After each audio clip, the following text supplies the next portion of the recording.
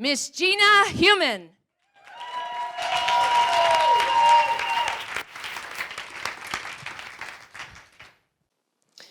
I teach interior design in my day job, but my own house looked like a war zone. There were holes punched or kicked into many of my walls, broken lamps, broken furniture, broken electronics.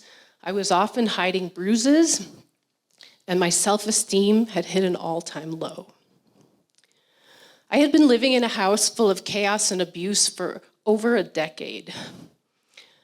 I was afraid to sleep too soundly for fear of what might happen in the middle of the night. And despite the advice they give on domestic violence, I had absolutely no ability to leave my situation without risking jail time. I'm not sure I would have left even if I could have. You see, my abuser was my adopted son.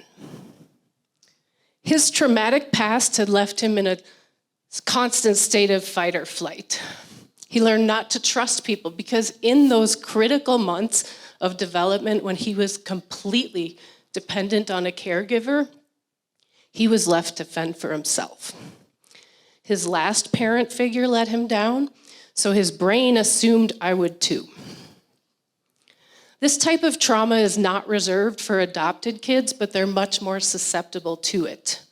Trauma behaviors can be triggered by a parent divorce, extended illness of the parent or child, poverty, abuse, neglect, especially in those first 3 years of life. And regular parenting tactics can actually make matters worse and chip away at their self-esteem. My son's journey to healing and change has been remarkable. I'm really proud of him, and my family is now a solid, connected unit. But it was a long road, and along the way, I discovered a whole army of caregivers out there like myself who are begging for help and searching for answers.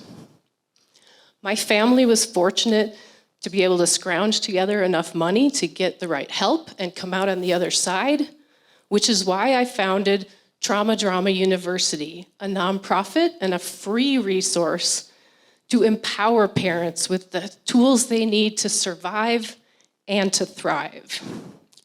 If I can guide the next generation of parents toward a calmer and more connected home, my battles have been worth the effort. Let's get kids the healing they need from trauma as quickly as possible so we can all live in a happier, healthier, and safer society.